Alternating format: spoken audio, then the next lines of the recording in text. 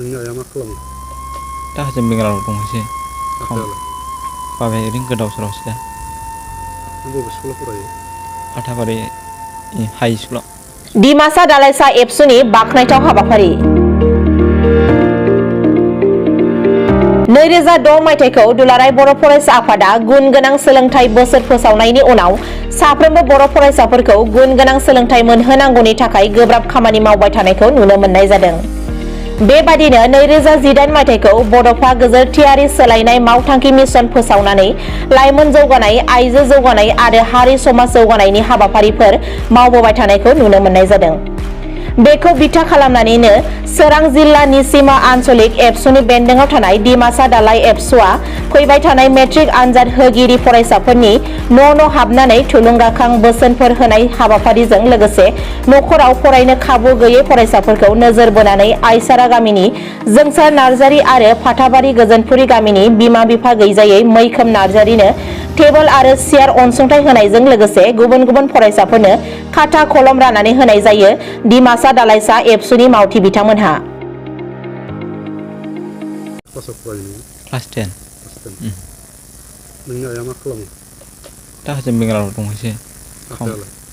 बाबाया ओरैनो गोदाव सोरावसो दा। नों बबे स्कुलाव फरायो? फाथाबारि हाइ स्कुलाव। माजों थाङो? साइकेलजों। दा नोंनि न'खराव सोर सोर दंबावो? जोंनि न'खराव जों बिदा बिनानाव सानै आबौ आबै।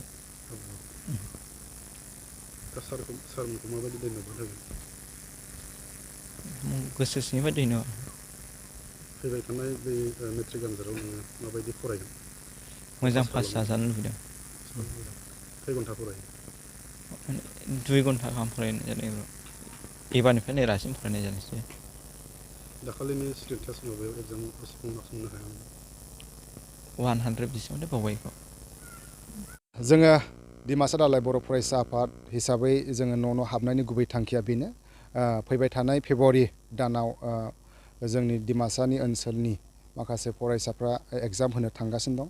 दा बेखौ लानानैनो जोङो न'आव भिजिट खालामनाया बेनो खै घन्टा फरायदों आरो मा लेसना जोबखो फरायसाफोरना आरो जोब्बायब्ला फुङाव खै घन्टा, मोनाबिलियाव खै घन्टा आरो सानजौफुआव खै घन्टा बेखौ आरो न'नि थासारिया मा रोखोम बेखौ जोङो लानानै हाबनाय जादों। आरो मोनसे गुबै थांखिया बेखौ जोङो लाफादों बिसोरो एग्जाम हैनोसै समाव बिसोरो जिरायथारनांगोन 3 घन्टा।